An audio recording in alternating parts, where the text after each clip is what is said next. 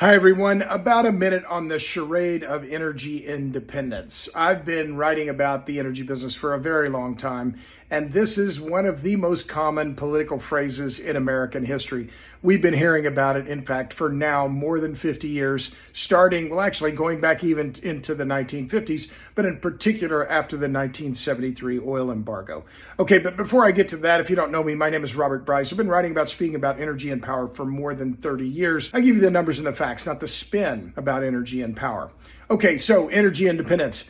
My third book, Gusher of Lies, The Dangerous Delusions of Energy Independence, looked at this topic. I wrote an entire book on it about why this phrase, energy independence, is so attractive in politics.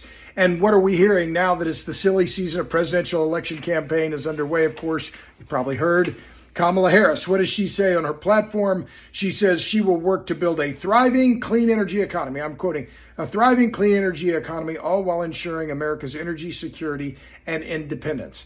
Meanwhile, the Republican Party platform says the GOP will, quote, once again make America energy independent.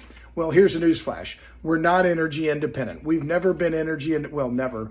We're not energy independent. We're not going to be energy independent. We are energy interdependent. So what are the numbers? Well, I just looked them up. Last year, the U.S. exported more oil than we imported. Now, let me be clear. I'm in favor of domestic production of both oil and gas. It's important. We keep more jobs here. We have more control over our energy. So we exported 10 million barrels a day. 1.1 million went to Mexico. 900,000 barrels a day went to China. 400,000 barrels went to India. And nearly 600,000 barrels a day went to Japan. This is crude oil and refined products.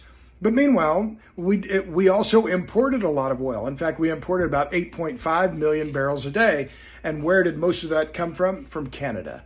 In fact, Canada provided 4.4 million barrels a day of the oil that we imported. So I'm in favor of trading with Canada. Yes, of course, Canada's our ally. We have a very, very long border with Canada. So this idea that we should be independent of Canada, why?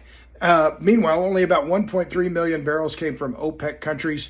And we also imported oil from Mexico, about 900,000 barrels a day.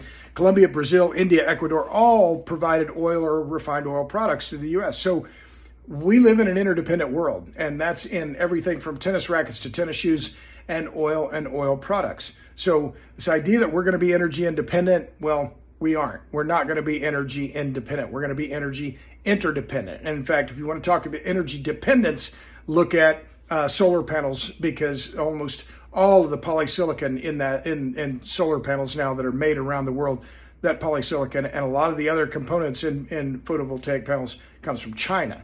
So when we want to talk about energy independence, the oil story really isn't the story.